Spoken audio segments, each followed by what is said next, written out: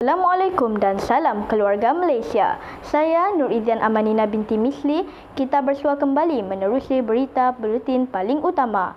Antara berita-berita penting hari ini, keharmonian Sarawak boleh dipelajari rakyat negeri lain. Saratok, keharmonian dan kerjasama yang menjadi teras kekuatan sebenar dalam kalangan rakyat di negeri ini boleh dipelajari oleh negeri lain di Malaysia. Ahli Dewan Undangan Negeri Adun Kelaka, Muhammad Duri berkata, perpaduan masyarakat berbilang bangsa di Sarawak terbukti sejak sekian lama apabila dapat hidup bersama dan berkongsi budaya serta sambutan perayaan pelbagai kaum. Sebab itu, dalam konteks perayaan kita dapat melihat semua bangsa bersama-sama memeriahkan sambutan Hari Raya, Gawai Dayak, Tahun Baru Cina dan Krismas. Budaya perkongsian dan mufakat perlu diamalkan bukan sekadar dalam konteks perkongsian perayaan, malah setiap amalan dan kehidupan seharian kita perlu dikongsi bersama, katanya. Beliau berkata demikian ketika berucap semasa menghadiri sambutan Hari Gawai Dayak di Rumah Bundan, Metong Roban baru-baru ini. Muhammad berkata amalan perkongsian budaya dan perayaan perlu diteruskan agar keamanan dan kestabilan negara terus kukuh dan harmoni selamanya.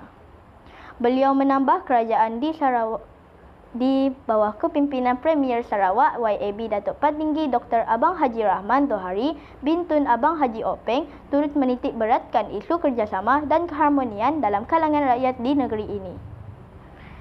Dalam ucapan sama, beliau begitu kagum dengan suasana perayaan di negeri ini kerana ia turut dinikmati bersama oleh kaum-kaum lain. Perjalanan sejarah jelas membuktikan pembangunan yang dikecapi hari ini adalah hasil daripada corak hidup masyarakat yang hidup saling menghormati, memahami dan bertolak ansur antara satu sama lain. Senario positif itu juga berkait rapat dengan suasana negara yang tenteram dengan rakyatnya terus menikmati kemakmuran. Untuk mengekalkan keamanan, negara yang dihuni oleh masyarakat pelbagai kaum bukan mudah. Sebagai rakyat, kita patut bersyukur. Kekal dan tingkatlah perpaduan sedia ada. Tegas Muhammad lagi. Dalam perkembangan lain, Muhammad turut mengingatkan agar masyarakat Dayak yang menyambut sesuatu perayaan itu untuk tidak terlalu gairah meraihkan perayaan itu sehingga mengabaikan prosedur operasi standar SOP bagi mengekang penularan COVID-19. Beliau berkata, walaupun kerajaan memberi kelonggaran dengan membenarkan aktiviti kunjung mengunjungi atau ngabang, orang ramai harus terus berwaspada. Menurutnya, kesukaran dalam tempoh 2 tahun lalu ketika negara dilanda wabak itu harus menjadi pengajaran dan orang ramai harus sedar tanggungjawab masing-masing bagi mengelakkan perkara sama berulang.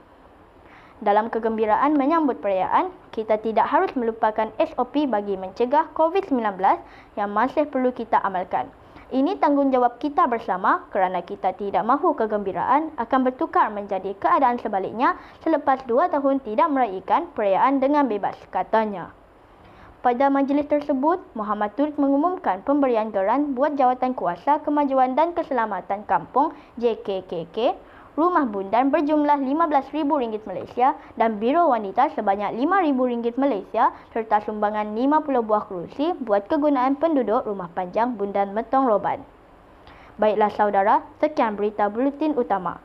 Keluarga Malaysia kekal patuh SOP walau di mana kita berada. Kita jaga kita. Saya Nur Izian Amanina binti Misli. Salam hormat.